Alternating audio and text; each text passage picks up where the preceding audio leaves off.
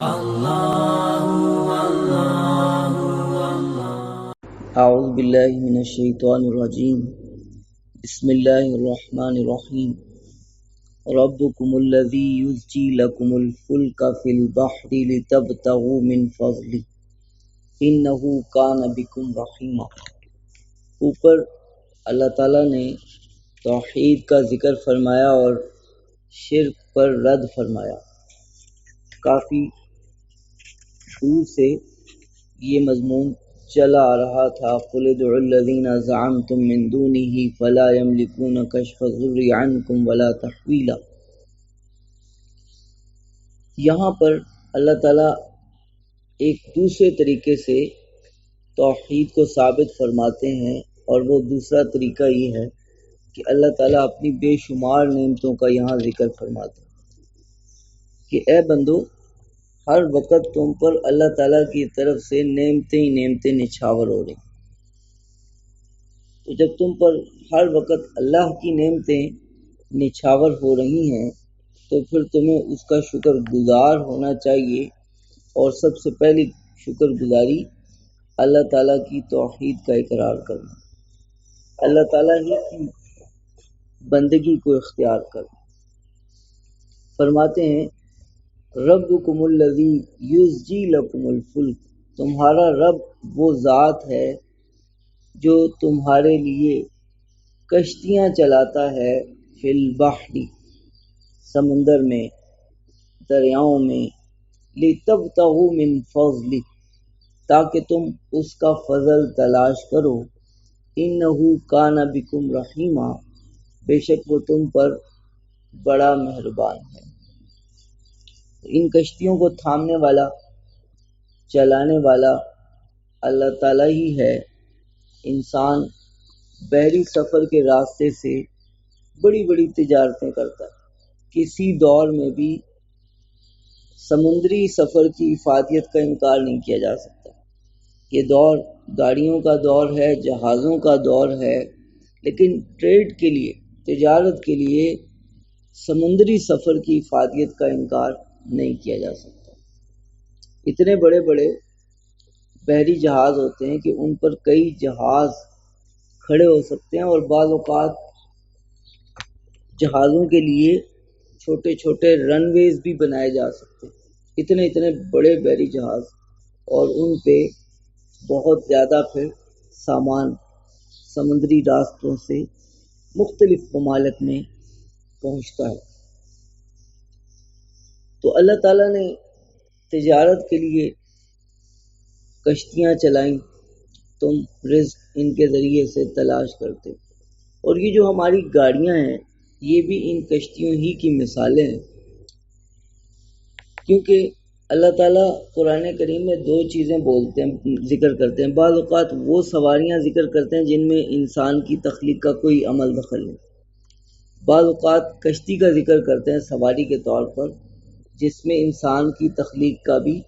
کاریگری کا بھی عمل دخل ہے، لیکن اصل خالق تو اللہ تعالیٰ ہی ہے۔ اللہ تعالیٰ نے ان کو تخلیق کیا، تو تمام کی تمام گاڑیاں وہ بھی ان روڈوں کے اوپر اللہ تعالیٰ ہی چلا رہے ہیں، اللہ تعالیٰ ہی ان کو تھامے ہوئے ہیں، اللہ تعالیٰ کے بنائے ہوئے قوانین اور ضوابط سے یہ استفادہ کر کے اس طرح سے گاڑیاں بناتے ہیں اور چلاتے ہیں، اور حقیقت میں ان سب گاڑیوں کو چلانے والی ذات اللہ تعالیٰ کی، اور ان کے ذریعے سے سارے تجارتی کام یہ سر انجام دے رہے ہیں۔ تو اللہ تعالیٰ ہی ہے جو چلاتا ہے، وہ تم پر بڑا مہربان۔ وَإِذَا مَسَّكُمُ الضُّرُّ فِي الْبَحْرِ ضَلَّ مَن تَدْعُونَ إِلَّا إِيَّاهُ، اور جب تمہیں سمندر میں کوئی تکلیف پہنچتی ہے تو جن کو تم پکارتے ہو وہ سب کے سب گم ہو جاتے ہیں۔ مشرکین کا طریقہ کار یہی تھا کہ وہ اللہ کے ساتھ کئی بتوں کو، کئی معبودان باطلہ کو شریک ٹھہراتے، لیکن جب کبھی پھنس جاتے، کسی مصیبت میں مبتلا ہو جاتے، تو انہیں سارے کے سارے یہ معبودان باطلہ سارے کے سارے جھوٹے خدا بھول جاتے اور وہ ایک اللہ تعالیٰ کو پکارنے لگتے۔ اسی کا تذکرہ اللہ تعالیٰ فرماتے ہیں کہ جب تمہیں دریا میں، سمندر میں کوئی تکلیف پہنچتی ہے تو جن کو تم اللہ کے سوا پکارتے وہ گم ہو جاتے ہیں۔ فلما نجاکم الی البر اعرضتم، لیکن جب وہ تمہیں خشکی کی طرف نجات دے دیتا ہے تو پھر تم دوبارہ پھر جاتے ہو، اعراض کرنے لگتے ہو۔ وَكَانَ الْإِنسَانُ كَفُورًا، اور انسان بڑا ناشکرا ہے، نعمتیں ملتی ہیں تو فرما بردار، اور جب نعمتیں چھنتی ہیں تو نافرمان۔ فَلَمَّا نَجَّاكُمْ إِلَى الْبَرِّ أَعْرَضْتُمْ وَكَانَ الْإِنسَانُ كَفُورًا أَفَأَمِنْتُمْ أَنْ يَخْسِفَ بِكُمْ جَانِبَ الْبَرِّ أَوْ يُرْسِلَ عَلَيْكُمْ حَاصِبًا، کیا تم اس سے امن میں آ گئے کہ وہ تمہیں خشکی کی جانب میں دھنسا دے، او یرسل علیکم حاصبا، یا تم پر پتھروں والی آندھی برسا دے۔ حاصبہ اس ہوا کو کہتے ہیں جس میں پتھر ہو۔ ثم لا تجدوا لکم وکیلا، پھر تم اپنے لیے کوئی نگہبان اور کارساز نہیں پاؤ گے۔ تو اللہ تعالیٰ تمہیں خشکی میں دھنسا سکتا ہے اور تم پر خشکی کے مقام پر بھی آندھیاں اور پتھریلی ہوائیں بھیج سکتا ہے۔ ایسا ہی نہیں کہ تم دریاؤں میں ہوگے تو تمہیں غرق کرے گا، خشکی میں بھی تم پر اللہ کی طرف سے عذاب آ سکتا ہے اور پھر تم کوئی نگہبان اپنے لیے نہیں پاؤ گے۔ ام امنتم ان یعیدکم فیہ تارۃ اخری، اور کیا تم اس بات سے امن میں آ گئے کہ وہ تمہیں اس دریا میں ایک بار پھر لوٹائے۔ انسان بچ بھی نکلتا ہے نا تو کہتا ہے اچھا وہ تو ایک واقعہ ہو گیا لیکن اب نہیں ہوگا۔ تو اللہ تعالیٰ فرماتے ہیں کیا تم اس بات سے امن میں آ گئے کہ اللہ تعالیٰ تمہیں ضرورت کی وجہ سے، تمہاری ضرورت کی وجہ سے تمہیں ایک بار پھر دریا میں، سمندر میں لوٹائے۔ فَيُرْسِلَ عَلَيْكُمْ قَاصِفًا مِّنَ الرِّيحِ، اور پھر وہ تم پر ہوا کا تیز جھونکا بھیج دے۔ فَيُغْرِقَكُمْ بِمَا كَفَرْتُمْ، اور تمہاری کفر اور تمہاری ناشکری کی وجہ سے تمہیں غرق کر دے۔ ثُمَّ لَا تَجِدُوا لَكُمْ عَلَيْنَا بِهِ تَبِيعًا، پھر تم اپنے لیے ہمارے خلاف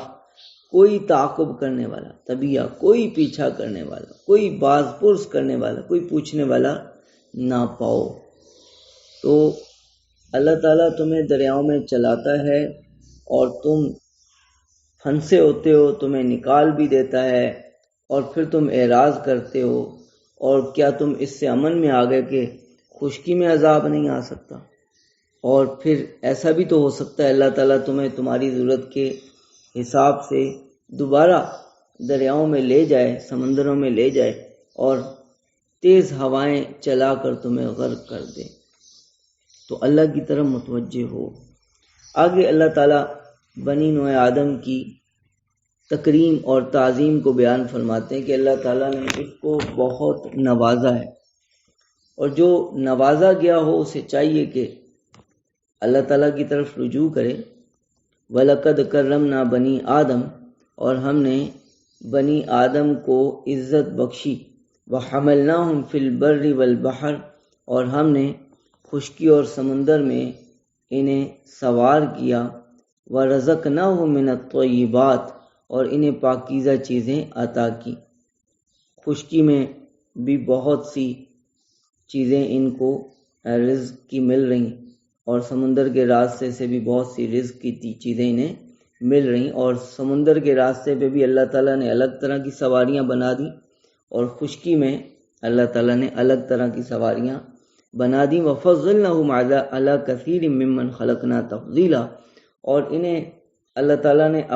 ہم نے اپنی مخلوق میں سے بہت سوں پر فضیلت بخشی۔ دیکھیں جتنے بھی چرند پرند جانور جتنے بھی دنیا میں چل رہے ہیں، سب سے زیادہ خوبصورت، جسم کے اعتدال والا، مزاج کے اعتدال والا دیکھیں شیر چیر پھاڑ کر دیتا ہے، لومڑی دھوکہ دیتی ہے، گدھا بیوقوف ہوتا ہے، ٹھیک، بکریاں اور جو بھیڑیں ہیں یہ بالکل ایسے، ان کو کوئی پتہ نہیں، مالک کے کہنے پہ سب کچھ کرتے ہیں، بھینس بھی ایسے ہی، اونٹ بھی ایسے ہی۔ تو اللہ تعالیٰ نے جو مزاج کا اعتدال، عقل، شعور یہ انسان کو دیا ہے، یہ کسی اور مخلوق کو جو زمین پہ بسنے والے ہیں ان کو اللہ تعالیٰ نے نہیں دیا۔ اور جنات پر بھی اللہ تعالیٰ نے انسان کو فضیلت بخشی ہے، جو عقل اور شعور انسان کے پاس ہے وہ جنات کے پاس نہیں۔ ہاں البتہ فرشتوں میں سے جو فرشتے نبی ہیں وہ ان سے انسان نبی ہی افضل ہو سکتے ہیں، جیسے حضرت جبرائیل امین، تو حضرت جبرائیل امین سے نبی کریم صلی اللہ علیہ وسلم افضل ہیں، حضرت ابراہیم علیہ السلام افضل ہیں ان سے۔ لیکن جو عام مومنین ہیں، یہاں تک کہ حضرت ابوبکر صدیق رضی اللہ تعالیٰ عنہ، وہ بھی جبرائیل امین سے افضل نہیں۔ جبرائیل امین کا درجہ اور مقام زیادہ ہے کیونکہ وہ نبی فرشتے ہیں، تو جو نبی فرشتہ ہوتا ہے اس سے جو انسانوں میں نبی ہے وہی افضل ہو سکتا ہے، کوئی عام جو مومن ہے، مسلمان مومن، وہ ان سے افضل نہیں ہو سکتا۔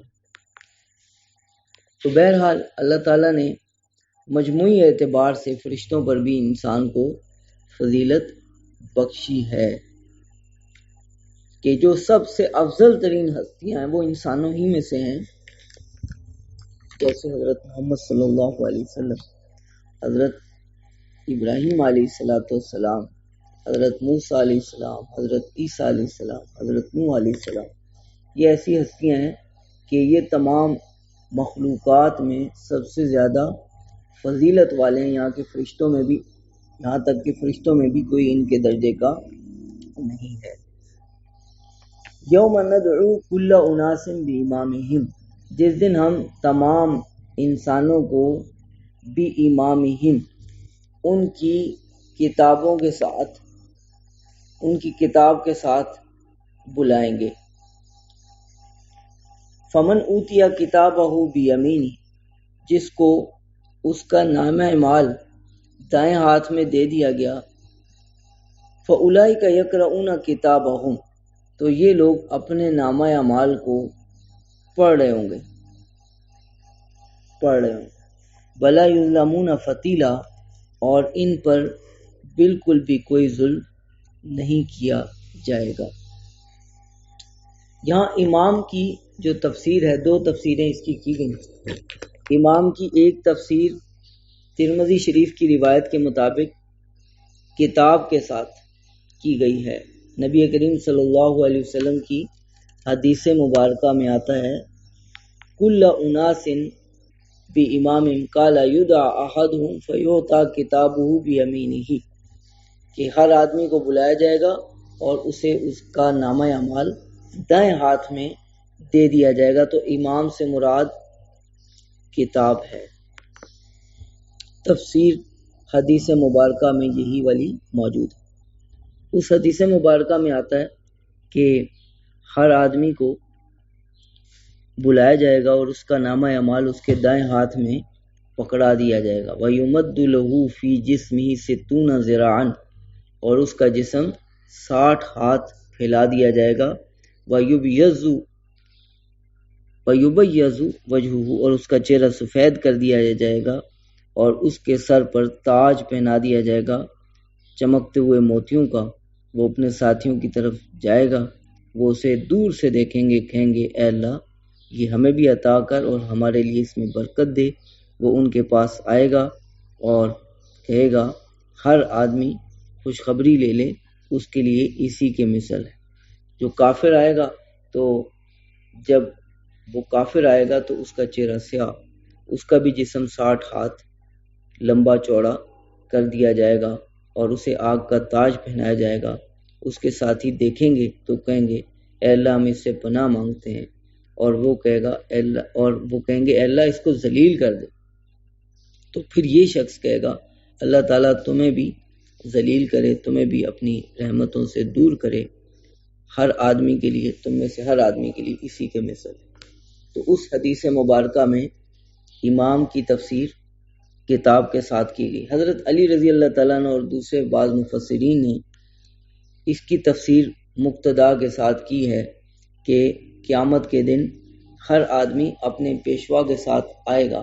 اپنے نبی کے پیچھے پیچھے ہوگا، اور ان کے نائبین علماء اور مشائخ ان کے ساتھ ہوگا۔ آگے فرماتے ہیں ومن کان فی ہذہ اعمی فہو فی الآخرۃ اعمی واضل سبیلا، جو دنیا میں اندھا بنا رہا وہ آخرت میں بھی اندھا ہوگا اور بہت زیادہ راہ سے بھٹکا ہوا ہوگا۔ وَإِن كَادُوا لَيَفْتِنُونَكَ عَنِ الَّذِي أَوْحَيْنَا إِلَيْكَ لِتَفْتَرِيَ عَلَيْنَا غَيْرَهُ، اور قریب ہے کہ یہ لوگ آپ کو بچلا دیں، ہٹا دیں، عَنِ الَّذِي أَوْحَيْنَا إِلَيْكَ، اس سے جو ہم نے آپ کی طرف وحی بھیجی، لِتَفْتَرِيَ عَلَيْنَا غَيْرَهُ، تاکہ آپ اس سے ہٹ کر ہم پر جھوٹ باتیں باندھیں۔ وَإِذًا لَاتَّخَذُوكَ خَلِيلًا، اور پھر یہ آپ کو اپنا دوست بنا لیتے، یہ چاہتے یہ ہیں کہ آپ کو اللہ کی آیات اور اللہ کی وحی سے ہٹا دیں، پھر یہ آپ کو دوست بنا لیں گے۔ تو قریب تھا کہ یہ آپ کو اللہ کی وحی سے ہٹا دیتے، قریب تھا۔ اس کی شان نزول میں یہ بیان کیا گیا کہ قریش مکہ کے چند سردار نبی کریم صلی اللہ علیہ وسلم کے پاس آئے، کہنے لگے آپ اگر واقعی ہماری طرف بھیجے گئے تو پھر اپنی مجلس میں ان غریب اور شکستہ حال لوگوں کو نہ بٹھائیے، ان کو یہاں سے اٹھا دیجیے۔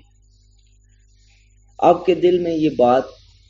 تھوڑی سی پیدا ہوئی، خیال پیدا ہوا شاید یہ مسلمان ہو جائیں، تو اللہ تعالیٰ نے فوراً منع کر دیا کہ ایسا نہ کیجیے گا، اور یہ اللہ تعالیٰ کی طرف سے آپ کو اسی بات کا حکم ہے کہ یہ غریب اور شکستہ حال لوگ، ان کو آپ اپنے پاس بٹھائے رکھیں، جو طلب والے ہیں ان کو اپنے ساتھ جوڑے رکھیں، اور جو بے طلبے ہیں ان کو توجہ نہ دیجیے، ان کی وجہ سے کبیدہ خاطر نہ ہو، پریشان نہ ہو۔ وَلَوْلَا أَن ثَبَّتْنَاكَ لَقَدْ كِدتَّ تَرْكَنُ إِلَيْهِمْ شَيْئًا قَلِيلًا، اگر ہم آپ کو مضبوط نہ کر دیتے۔ اللہ تعالیٰ نے آپ صلی اللہ علیہ وسلم کو معصوم بنایا، اور جو معصوم ہوتا ہے اس سے گناہ نہیں ہو سکتا، گناہ کبیرہ تو کیا گناہ صغیرہ بھی اس سے نہیں ہو سکتا، بھول کر بھی نہیں ہو سکتا۔ اگر ہم آپ کو مضبوط نہ کر دیتے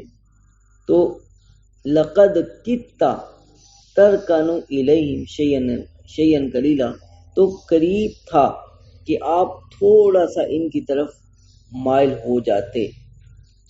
یعنی نبی کی تو فطرت ہی ایسی ہوتی ہے کہ اگر عصمت نہ ہو،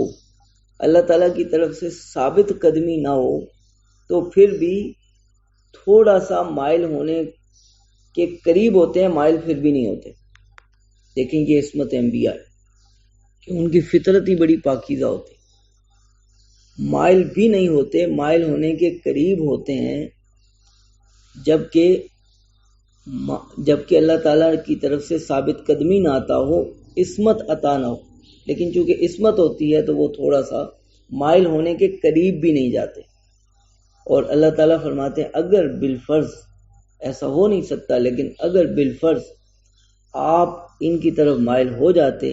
اور ان کی بات پہ آ جاتے، اذا لأذقناک ضعف الحیات و ضعف الممات، تو ہم آپ کو دنیا کا بھی دوہرا عذاب چکھاتے اور مرنے کے بعد کا بھی دوہرا عذاب چکھاتے۔ ثم لا تجد لک علینا نصیرا، پھر آپ اپنے لیے ہمارے خلاف کوئی مددگار بھی نہ پاتے۔ تو بس اللہ کی فرما برداری پہ قائم رہنے کا ہمیں بھی حکم ہے۔ اللہ تعالیٰ ایسی سخت آیت اپنے حبیب کو سنا رہے ہیں، تو ہمیں یہ اس سے سبق لینا چاہیے، درس عبرت لینا چاہیے کہ اللہ تعالیٰ کا محبوب وہی ہے جو اللہ کی فرما برداری پہ، جو اللہ کی فرما برداری سے ہٹے گا تو اللہ تعالیٰ کو اس کی کوئی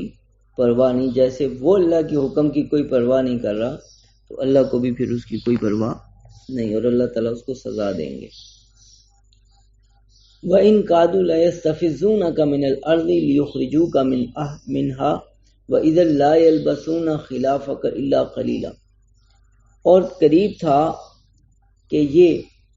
آپ کو ہٹا دیں، لَيَسْتَفِزُّونَكَ، آپ کے قدم اکھاڑ دیں زمین سے،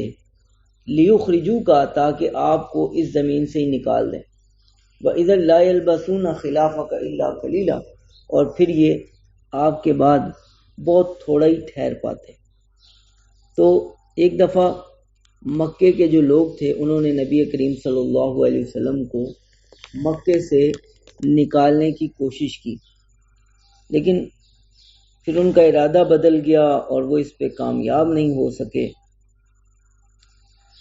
اللہ تعالیٰ نے انہیں اس وقت یہ آیت سنا دی، مکی آیت، کہ قریب تھا کہ یہ آپ کو زمین سے نکال دیتے، اس سرزمین مکہ سے، لیکن پھر آپ کے بعد یہ زیادہ عرصہ نہ ٹھہر سکتے۔ سنت من قد ارسلنا قبلک من رسولنا، ہم نے اب آپ سے پہلے جتنے بھی رسول بھیجے ان میں ہمارا دستور یہی چلا آ رہا ہے۔ ولا تجد لسنتنا تحویلا، اور آپ ہمارے دستور میں، طریقہ کار میں کوئی تبدیلی، کوئی تفاوت نہیں پائیں گے۔ چنانچہ جب نبی کریم صلی اللہ علیہ وسلم کو ہجرت پر مجبور کر دیا گیا اور اللہ کے حکم سے آپ صلی اللہ علیہ وسلم نے ہجرت فرمائی، مکے سے مدینہ تشریف لے گئے، تو اس کے بعد پھر یہ مکے میں قریش امن اور چین سے نہیں بیٹھ سکے، اور تھوڑے ہی عرصے بعد واقعہ بدر ہوا، تقریباً سال سے کچھ اوپر مہینوں کے بعد یہ جنگ بدر میں آئے، ابو جہل مارا گیا جو سرغنہ تھا، بڑے بڑے سردار مارے گئے، اور اس کے بعد پھر احد آیا، اس کے بعد غزوہ خندق میں کفار کا زور بالکل ٹوٹ گیا۔ 4 سالوں کے اندر، 4 سالوں میں زور ٹوٹ گیا، اور 5ویں یا 6 سال میں صلح حدیبیہ کا واقعہ پیش آ گیا، انہوں نے صلح کر لی اور کفار دب گئے۔ یہ صلح کرنا ان کے دبنے کی علامت، اور 8 ہجری میں مکہ فتح ہو گیا۔ تو دیکھیے اللہ تعالیٰ کی طرف سے یہ پیشین گوئی جو تھی یہ بالکل پوری ہو گئی کہ اگر یہ آپ کو نکالیں گے تو یہ بھی نہیں ٹھہریں گے، اور چنانچہ یہ وہاں پہ نہیں ٹھہرے اور ان کو بعضوں کو ہلاک کر دیا گیا، اور جو باقی رہنے والے لوگ تھے وہ مسلمان ہو گئے، تو کافر لوگ باقی نہیں رہے۔ اس طرح سے یہ 8واں رکوع مکمل ہوا، آیت نمبر 77 تک۔ وآخر دعوانا